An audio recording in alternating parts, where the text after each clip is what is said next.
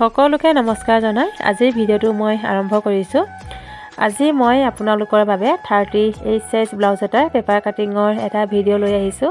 আশা কৰোঁ চাই ভাল পাব আপোনালোকে। আৰু বলক তেনেহ'লে ভিডিঅ'টো আমি আৰম্ভ কৰোঁ। প্ৰথমে মই ব্লাউজটোৰ পিঠিৰ ছাইডটো কাটিবলৈ লৈছোঁ। পিঠিৰ ছাইডটোৰ দীঘল ৰাখিছোঁ মই 15 ইঞ্চি। দুইফালে মই 15 ইঞ্চি জোখত জুখি লৈছোঁ আৰু দুইটা বিন্দু লগাই এনেকৈ আঁচডাল টানি ল'লোঁ। এতিয়া মই বাহুৰ জোখটো লৈছোঁ। বাহুৰ কাৰণে মই দেখিছেনে 6 ইঞ্চি দূৰত্বত এটা বিন্দু দিছোঁ আৰু এতিয়া ৰাখিছোঁ আৰ্মহোল মানে কাষলতিৰ তলটো। তাৰ কাৰণে মই 6.5 ইঞ্চি দূৰত্বত এটা বিন্দু দিছোঁ আৰু এইফালৰ পৰাও 6 ইঞ্চি দূৰত্বত বিন্দুটো পৰিছেনে নাই পৰা এবাৰ চাই ল'লোঁ। এতিয়া দেখিছেনে আৰ্মহোলৰ বিন্দুটো আৰু বাহুৰ বিন্দুটো দুইটা বিন্দু লগাই আঁচ এডাল এনেকৈ টানি ল'লোঁ। এতিয়া মই ব্লাউজৰ জোখটো লৈছোঁ। দেখিছেনে 38 সাইজৰ কাটিছোঁ মই। ফিটাডালৰ মূৰটো 38ত এনেকৈ লগাই লৈ পাইছোঁ 19 আৰু 19ক এতিয়া আমি দুভাগ কৰিলে পাম 9.5 মানে 38ক 4য়ে হৰণ কৰি পাইছোঁ 9.5। এতিয়া দেখিছেনে মই 9.5 ইঞ্চি দূৰত্বত এটা বিন্দু দিছোঁ আৰু ওপৰৰ পৰা 6.5 ইঞ্চি দূৰত্বত বিন্দুটো পৰিছেনে নাই পৰা এবাৰ চাই ল'লোঁ। ব্লাউজ কাটিং কৰোঁতে এই জোখমাখবিলাক অকণমান সাৱধানকৈ কৰিব, তেতিয়াহে ব্লাউজটো ভাল হ'ব। এতিয়া দেখিছেনে মই দুইটা বিন্দু লগাই এনেকৈ আঁচ এডাল টানি ল'লোঁ। কঁকালৰ কাৰণে 9 ইঞ্চি দূৰত্বত এটা বিন্দু দিছোঁ আৰু এই যে এতিয়া মই দুইটা বিন্দু লগাই আঁচডাল টানিছোঁ, ব্লাউজৰ চিলনিটো ইয়াতে বহিব, মানে ব্লাউজটোৰ ফিটিং চিলাইটো ইয়াতে বহিব। আৰু এতিয়া 2 ইঞ্চি মই বেছিকৈ ৰাখি থৈছোঁ, কিয়নো ব্লাউজটো কেতিয়াবা বহল কৰিবলগীয়া হ'বও পাৰে, সেইকাৰণে সদায় অকণমান বেছিকৈ ৰাখি থ'ব লাগে। 2 ইঞ্চিতকৈ বেছিও ৰাখিব পাৰে, কিন্তু বহুত বেছিও যদি ৰাখি দিয়ে ব্লাউজটোৰ ফিটিংটো ভাল নাহিব, কুচকাই থাকিব। এতিয়া দেখিছেনে মই আকৌ এনেকৈ আঁচডাল মিলাই ল'লোঁ আৰু কঁকালৰ কাৰণে মই 1.5 ইঞ্চি দূৰত্বত এটা বিন্দু দিছোঁ। দুইটা বিন্দু লগাই আঁচডাল এনেকৈ টানি ল'লোঁ। এতিয়া আৰ্মহোলৰ শ্বেপটো দিবৰ কাৰণে এই কোণটোৰ পৰা 1.5 ইঞ্চি দূৰত্বত এটা বিন্দু দিছোঁ আৰু একেবাৰে সোঁমাজত এটা বিন্দু দিছোঁ। এতিয়া ধুনীয়াকৈ আৰ্মহোলৰ শ্বেপটো মই দি লৈছোঁ। আৰ্মহোলৰ শ্বেপটো দিওঁতে খুব সাৱধানকৈ দিব। দেখিছেনে মই আৰ্মহোলৰ শ্বেপটো ধুনীয়াকৈ ৰাউণ্ড শ্বেপ এটা দি লৈছোঁ আৰু অকণমান তললৈ এনেকৈ দি লৈছোঁ। আৰ্মহোলৰ শ্বেপটো দি হোৱাৰ পাছত এতিয়া মই কান্ধৰ জোখটো লৈছোঁ। কান্ধৰ কাৰণে মই 2.5 ইঞ্চি দূৰত্বত এটা বিন্দু দিছোঁ। পিঠিটো কিমান কটা দিয়ে সেইটো আপোনালোকৰ নিজৰ ওপৰত কথা। মই 9 ইঞ্চি জোখত এটা বিন্দু দিছোঁ আৰু বহলটো মই 3 ইঞ্চি দূৰত্বত এটা বিন্দু দিছোঁ। 2.5 ইঞ্চিও দিব পাৰে, মই অকণমান বেছিকৈ কাটিব বিচাৰিছোঁ, সেইকাৰণে অকণমান বঢ়াই কাটিছোঁ। এতিয়া দেখিছেনে মই এই দুইটা বিন্দু লগাই আঁচ এডাল এনেকৈ টানি ল'লোঁ। কান্ধৰ ফালে অকণমান 0.2 মান হ'ব, এনেকৈ অকণমান ডাউন কৰি মই আঁচডাল টানি ল'লোঁ। এনেকৈ যদি ব্লাউজটো কটা হয় তেতিয়া ব্লাউজটো খহি নাযায়। আৰু এইফালে মই পিঠিৰ ৰাউণ্ড শ্বেপ এটা দি লৈছোঁ। পিঠিটো আপোনালোকে যি ডিজাইনত কাটে সেইটো আপোনালোকে কাটিব পাৰিব, মই চিম্পুলকৈ কাটিছোঁ। দেখিছেনে ৰাউণ্ড শ্বেপটো মই পিঠিৰ ফালে দি ল'লোঁ। একেবাৰে সহজ পদ্ধতিৰে ব্লাউজ কাটিংটো দেখুৱাবলৈ মই চেষ্টা কৰিছোঁ।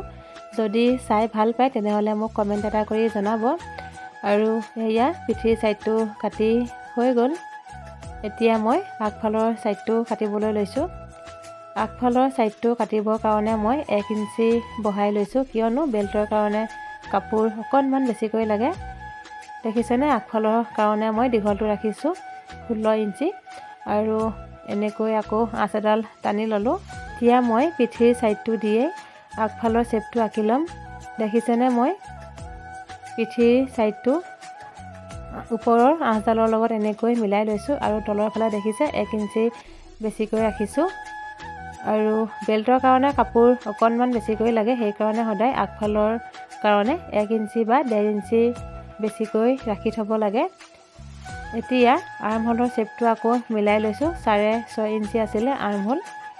আগফালৰ ছাইডটোৰ আৰ্মহোলৰ শ্বেপটো দিবৰ কাৰণে দেখিছেনে মই আকৌ এনেকৈ বক্স আকাৰত বনাই ল'লোঁ। এতিয়া এই কোণটোৰ পৰা 1 ইঞ্চি দূৰত্বত এটা বিন্দু দিছোঁ আৰু আৰ্মহোলৰ ৰাউণ্ড শ্বেপটো দি লৈছোঁ।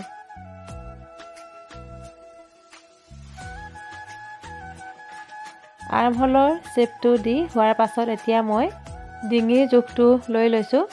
ডিঙিৰ কাৰণে 6.5 ইঞ্চি দূৰত্বত এটা বিন্দু দিছোঁ আৰু বহলটো 2.5 ইঞ্চি দূৰত্বত এটা বিন্দু দিছোঁ। 6.5 ইঞ্চিতকৈ বেছি কাটি নিদিব, তেতিয়া বহুত বেছি কাট খাই যাব, দেখিবলৈ বেয়া লাগিব। আৰু দেখিছেনে এনেকৈ মই বক্স আকাৰত বনাই ল'লোঁ আৰু ৰাউণ্ড শ্বেপ এটা দি লৈছোঁ। এতিয়া বেল্টৰ কাৰণে মই দেখিছেনে একেবাৰে কান্ধৰ পৰা 12 ইঞ্চি দূৰত্বত এটা বিন্দু দিছোঁ আৰু এইফালেও 12 ইঞ্চি দূৰত্বত এটা বিন্দু দিছোঁ। দুইটা বিন্দু লগ লগাই পোনকৈ আঁচ এডাল এনেকৈ টানি ল'লোঁ। এতিয়া ব্ৰা কাটটোৰ কাৰণে এইফালৰ পৰা 6.5 ইঞ্চি দূৰত্বত এটা বিন্দু দিছোঁ আৰু আৰ্মহোল ছাইডৰ পৰা 2.5 ইঞ্চি দূৰত্বত এটা বিন্দু দিছোঁ আৰু ডিঙিৰ ফালে দেখিছেনে এই কোণটোৰ পৰা ওপৰৰ ফালে 1 ইঞ্চি দূৰত্বত এটা বিন্দু দিছোঁ। এতিয়া গোটেইকেইটা বিন্দু লগ লগাই ব্ৰা কাটৰ শ্বেপটো মই দি লৈছোঁ। ব্ৰা কাটৰ শ্বেপটো দিওঁতে খুব সাৱধানকৈ দিব। ব্ৰা কাটৰ যদি শ্বেপটো বেয়া হয় ব্লাউজটো পিন্ধিবলৈ ভাল নাপাব, সেইকাৰণে সদায় ব্ৰা কাটৰ শ্বেপটো ভালকৈয়ে দিব লাগে। এতিয়া ব্ৰা কাটৰ ছেকেণ্ড পাৰ্টটোৰ কাৰণে দেখিছেনে একেবাৰে সোঁমাজত এটা বিন্দু দিছোঁ আৰু ওপৰৰ ফালে 2.5 ইঞ্চি দূৰত্বত এটা বিন্দু দিছোঁ আৰু এইফালে 3 ইঞ্চি দূৰত্বত এটা বিন্দু দিছোঁ আৰু এইফালেও 3 ইঞ্চি দূৰত্বত এটা বিন্দু দিছোঁ। গোটেইকেইটা বিন্দু লগ লগাই ব্ৰা কাটৰ শ্বেপটো এতিয়া দি লৈছোঁ।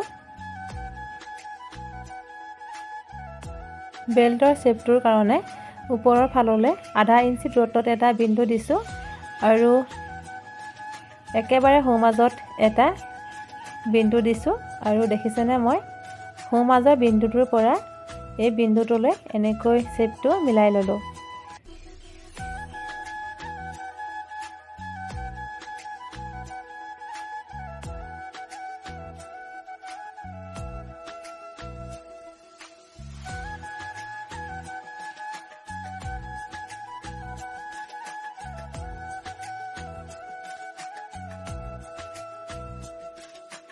ব্ৰা কাটৰ শ্বেপটো ডাঙৰকৈ কাটিবৰ কাৰণে ব্ৰা কাটৰ শ্বেপটো মই কাগজ এখনত আঁকি লৈছোঁ।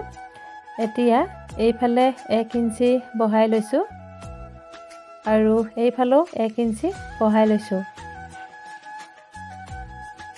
অকণমান ওপৰৰ ফালৰ পৰা আঁচডাল এনেকৈ টানি ল'লোঁ আৰু এইফালেও মই আঁচডাল টানি মিলাই ল'লোঁ। ওপৰৰ ফাললৈ 0.5 ইঞ্চি বহাই লৈছোঁ আৰু এইফালেও 0.5 ইঞ্চি বহাই লৈছোঁ। এতিয়া ধুনীয়াকৈ শ্বেপটো মিলাই লৈছোঁ। শ্বেপটো মিলাই হোৱাৰ পাছত ওপৰৰ পৰা এই বিন্দুটোলৈকে আঁচ এডাল এনেকৈ টানি ল'লোঁ আৰু এইফালে ব্ৰা কাটৰ ৰাউণ্ড শ্বেপটো দি লৈছোঁ।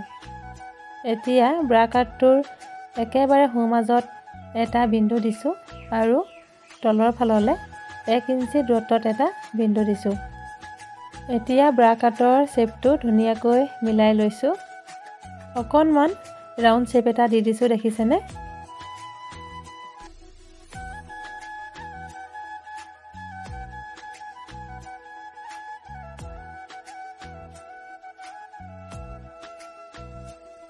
ব্ৰা কাটটো কাটি হোৱাৰ পাছত ব্ৰা কাটৰ ছেকেণ্ড পাৰ্টটোৰ কাৰণে মই ব্ৰা কাটটো জুখি লৈছোঁ আৰু ইয়াতে পাইছোঁ মই 8 ইঞ্চি।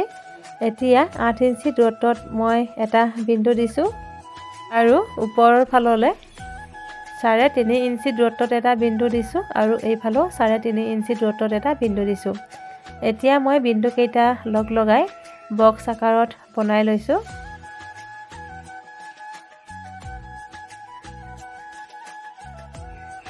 8 ইঞ্চি দূৰত্বত বিন্দুটো পৰিছেনে নাই পৰা চাই ল'লোঁ আৰু তলৰ ফাললৈ 1 ইঞ্চি দূৰত্বত এটা বিন্দু দিছোঁ আৰু এইফালেও 1 ইঞ্চি দূৰত্বত এটা বিন্দু দিছোঁ। এতিয়া মই এই ব্ৰা কাটটোৱে ছেকেণ্ড পাৰ্টৰ শ্বেপটো আঁকি লৈছোঁ।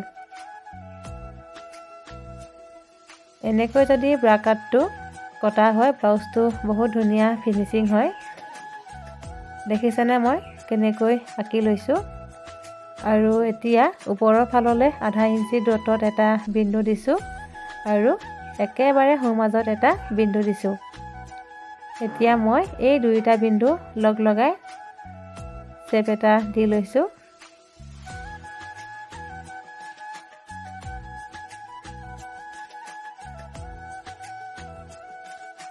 ব্ৰা কাটৰ ছেকেণ্ড পাৰ্টটো কাটি হৈ গ'ল। দেখিছেনে ব্ৰা কাটটো কিমান ধুনীয়া হৈছে। এতিয়া মই হাতখন কাটিবলৈ লৈছোঁ। হাতখন কাটিবৰ কাৰণে দেখিছেনে কাগজখন মই এনেকৈ দুভাঁজ কৰি লৈছোঁ আৰু যিটো বন্ধ ছাইড থাকে সেই বন্ধ ছাইডটো নিজৰ গাফালে দি লৈছোঁ। এতিয়া কান্ধৰ ফালৰ পৰা আধা ইঞ্চি দূৰত্বত এটা বিন্দু দিছোঁ আৰু আধা ইঞ্চি দূৰত্বৰ বিন্দুটোৰ পৰা এইফালে 9.5 ইঞ্চি দূৰত্বত যিটো বিন্দু দিছিলোঁ তালৈকে মই জুখি লৈছোঁ আৰু জুখি পাইছোঁ ইয়াতে মই 8 ইঞ্চি। দেখিছেনে। এতিয়া মই হাতখনৰ দিশটো লৈ লৈছোঁ। হাতখনৰ দিশটো কিমান দিয়ে সেইটো নিজৰ কথা। মই 9 ইঞ্চি জোখত হাতখন দীঘল কৰিছোঁ আৰু এইফালে 8.5 ইঞ্চি দূৰত্বত এটা বিন্দু দিছোঁ। এতিয়া দুয়োটা বিন্দু লগ লগাই আঁচ এডাল এনেকৈ টানি ল'লোঁ। এইফালে মই 3.5 ইঞ্চি দূৰত্বত এটা বিন্দু দিছোঁ আৰু এই কোণটোৰ পৰা 8.5 ইঞ্চি দূৰত্বত এটা বিন্দু দিছোঁ। 3.5 ইঞ্চি দূৰত্বত যিটো বিন্দু দিছিলোঁ সেই বিন্দুটো ক্ৰছ কৰি 8.5 ইঞ্চি দূৰত্বত বিন্দুটো দিছোঁ আৰু কোণীয়াকৈ দেখিছেনে আঁচডাল এনেকৈ টানি ল'লোঁ আৰু একেবাৰে সোঁমাজত এটা বিন্দু দিছোঁ। ওপৰৰ ফালে আধা ইঞ্চি দূৰত্বত এটা বিন্দু দিছোঁ। এতিয়া এই কোণটোৰ পৰা অকণমান ৰাউণ্ডকৈ শ্বেপ এটা দিছোঁ। হাতৰ বহলটো মই 5.5 ইঞ্চি ৰাখিছোঁ। আপোনালোকে নিজৰ হিচাপ মতে জোখটো লৈ ল'ব আৰু এইফালে 2 ইঞ্চি দূৰত্বত এটা বিন্দু দিছোঁ আৰু দেখিছেনে মই ধুনীয়াকৈ শ্বেপটো মিলাই ল'লোঁ আৰু এইফালে 1.5 ইঞ্চি বহাই লৈছোঁ। যিসকলে নতুনকৈ ব্লাউজ চিলাবলৈ শিকি আছে হাতখন কাটিবলৈ তেওঁলোকে অসুবিধাৰ সন্মুখীন হয়। যিহেতু ময়ো প্ৰথম ব্লাউজ চিলাওঁতে হাতখন কাটিবলৈ বহুতখিনি দিগদাৰ পাইছিলোঁ। আপোনালোকে হাতখন এবাৰ এনেকৈ কাটি চিলাব পাৰিব আৰু হাতখন কাটি মোৰ হৈ গ'ল। বহুত বেছি সহজভাৱে মই আপোনালোকক দেখুৱাবলৈ চেষ্টা কৰিছোঁ ভিডিঅ'টোত। দেখিছেনে হাতখন কিমান সহজ পদ্ধতিৰে মই কাটিলোঁ আৰু এতিয়া আগফালৰ ছাইডটোৰ কাৰণে অকণমান বেছিকৈ কাটি দিছোঁ আৰু এয়া হাতখন কাটি হৈ গ'ল। অকণমান বেছিকৈ যে কটা আছে সেই ছাইডটো আগফালৰ ছাইডে হ'ব আৰু ব্লাউজ কাটিংটো কৰি মোৰ হৈয়ে গ'ল। যদি ভিডিঅ'টো চাই ভাল পায় তেনেহ'লে মোক কমেণ্ট এটা কৰি জনাব দেই।